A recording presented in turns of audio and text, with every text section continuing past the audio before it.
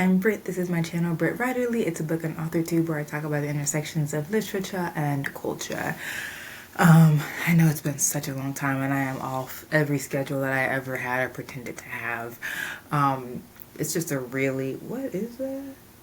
It's just a really hectic time. I'm about to graduate and I honestly am not sure what the future of my channel will be post-graduation, but I know that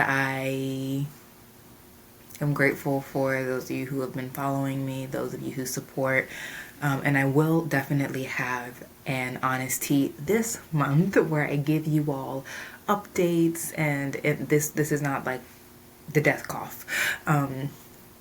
This has been it's just a really busy month because I'm graduating and I'm moving cross country, so it's just been super busy. But before I get on another plane tomorrow, while I am still close to my books, I wanted to do a video that someone in the comments had asked for a month or so ago when I was talking about potentially doing a video on magic systems, maybe, and someone commented and was like, I would love that. So here we go. This is not going to be a long video. It's just going to be a video where I talk about different ways to set up magic system and witch fantasies. So I have a few books here to sort of talk about that. So we'll just hop right in. I would love to hear which magic system is your favorite, and if you are a writer, have you tried any of these? Which one is your favorite? If it wasn't mentioned, feel free to put it in the comments. Readers, if you have a favorite that you like to see, feel free to put it in the comments and let's just chat about magic. So the first one that I will talk about, and these are just in whatever order I grabbed them. So the first book I have here with a sort of witch wizards, words of power type thing is Wings of Ebony by J.L. I should have grabbed Ashes of Gold while I was up there too, but whatever. This is same magic system, doesn't matter. Wings of Ebony by J.L. So with Wings of Ebony, we know it's Rue. The place of her dad's people is called Gizon, and they have words of power type magic. So that's the kind of witchcraft that's here, is with worlds of power. And I actually had asked JL, like, how do you decide, like, how do you make up a language for witches and wizards, particularly when it's making up a language for people and then making up a language for people that is imbued with power and magic.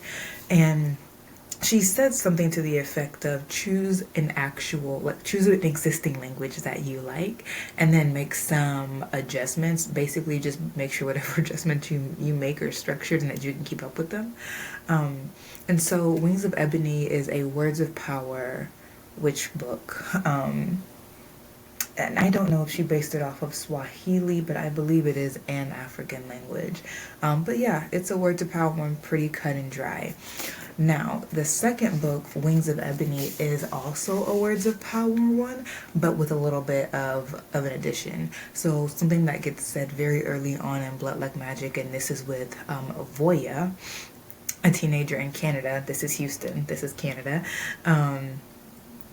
Is magic is blood and intent. So there are words there. It is also words of power, but it's also it's blood. And so they prick their, well, it's however you get the blood, but Voya's family, they prick and then they speak, like their intention. So here the words of power are spells. Here the spells are more you speaking what you want to happen. So that's, within the words of power format of magic systems, there is still some variability that you could have spells, think Wings of Ebony, think Harry Potter, right? Or you could have words that are in English, because the words are in English and Blood Like Magic, but you've got some blood, you have something else to empower the words, and then you have to be super careful, like intent. So a third one, I don't have the book, but another words of power type is like Charmed, with the Halliwell sisters, where they are speaking English. I'm talking about OG Charmed, not the new Charmed, which I stopped watching after they killed the original older sister. I'm just like, I can't handle that. I can't. We'll talk about Charmed another day, maybe, but I can't handle how the remake of them killed. Sheesh, what was even her name? I stopped watching it a while ago. When she died, I was like, goodbye. It was too sad. I cried during that episode when they were playing You're All I Need to Get By. Please. I'm not strong enough for this. Please. So I had to head out. And the fact that she finally was with the white lighter and then he couldn't even heal her, I said, that's my cue. That's my cue. I gotta head out. So anyway, Charmed is another words of power type where it's words, it is rhyming also, and then there's also a bit of intent, but more than intent, it's kind of like with this, it's intent. With Charmed, it kind of felt like you had to be careful of just various meanings of words. So you might have intended something and said a word that matched that, but the spell might have interpreted another definition of that word, and now we have haywire madness, and that's a full episode correcting whatever you meant the spell to do that it didn't do. So as a blood like magic, it's blood, magic, blood, and intent. With Charmed, it's more of words and their various meanings, and sort of as Phoebe, she's the sister that gets like most into the witchcraft first. Through her, we sort of learn that there's a particular order in which you say the words. Like there's an episode where she's correcting some classmate to her, I guess in some sort of alchemy class, or maybe even just like playing with this book for Valentine's Day. Do you watch Charmed? Do you remember this episode when they were playing with it and it was like a bring me a love spell or something? And she looks at the book and she's like, this isn't right. You have to say what is needed before you say what you want. So I'm like, oh, okay. So Phoebe is, you have to say I said it right. You have to say what's needed or what's lacking before you say what you want. So even though they are rarely in Charmed super explicit about how things end up going haywire, you kind of just learn along with the sisters and puzzle it together, but there's no like super scroll of here's how to do a spell correctly in Charmed. We just sort of watch them mess up less. But anyway, those are three kind of words of power: Charmed, blood like magic, and wings of ebony. And then the second sort of tier of witchcraft and magic would be like tokens of power. So if we're thinking about this tier of like words of power, Voya, the Hollowell sisters, Rue, then empowered objects would be like Harry Potter had empowered objects, like, you know, the portholes or whatever, those objects that could like transition you somewhere, things like that. But think also of like nature. So when I was doing some research for a sort of lower YA middle grade magic series I was thinking about, I went to a local, I don't know if they call themselves a witch shop, but I went to a local shop in Rhode Island and found these books.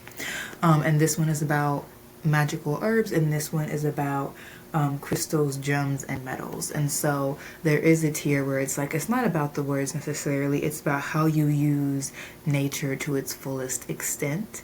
And it's just so interesting. So in the herbs, you see things like the uses of lavender, you see things like the uses of spells and procedures. So I'll just like read the table of contents. So the basics: chapter 1, the power of herbs; chapter 2, magical ways; chapter 3, spells and procedures; chapter 4, magical intentions, right? So it talks about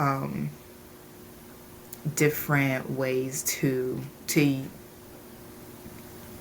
look at this. I haven't really gotten into this much as I intended to when I first bought it, but it just goes through different like basics of using magic, and then part 2 gets more into like particular kinds of herbs like aster, Aspen, Avens.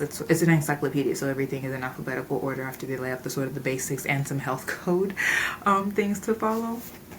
And then you just sort of go through and you look at herbs, and then you can decide, I guess, if you're making a spell, what you want to go into the spell. And then there are parts in the book that I guess would sort of tell you, here's how you might mix. You might not mix these two and two things because of their properties. So herbs, which incidentally was also in Harry Potter. It was sort of a mix in Harry Potter of words of power and like magical herbs and crystals. So this one, I think I got way farther into this one than I did with the magical herbs. And so this one, chapter 1, the power of stones. Chapter 2, magic. Chapter 3, stone energies. Chapter 4, the rainbow of power. Chapter 5, hearts, diamonds, and stars, the magical form. Chapter 6, obtaining stones. Chapter 7, cleansing stones. Chapter 8, the stories within stones. Chapter 9, stone divinations. And it goes on, I believe. But again, like, it lays things out for you, but this is also an encyclopedia, so it has a space where they're finished laying things out to you and telling you like proper procedure, and they just go into the different kinds of stones like ruby, azurite, diamonds, jade, and the different uses, and it has pictures. And so if you are wanting to do a series that gets heavily into like the earth is a big part of the magic system, then you would definitely be looking into sort of empowered objects, the power of nature type magic systems. And I think in my time between doing hashtag first fantasy and then I don't even think I have nicknamed the Musy Sisters, actually. The Musy Sisters is like the working project title of my younger YA middle grade novel. So like between hashtag First Fantasy, which is upper YA, and the Musy Sisters, which is lower YA, First Fantasy is a lot more kind like words of power, a lot more words of power / just like magical creatures.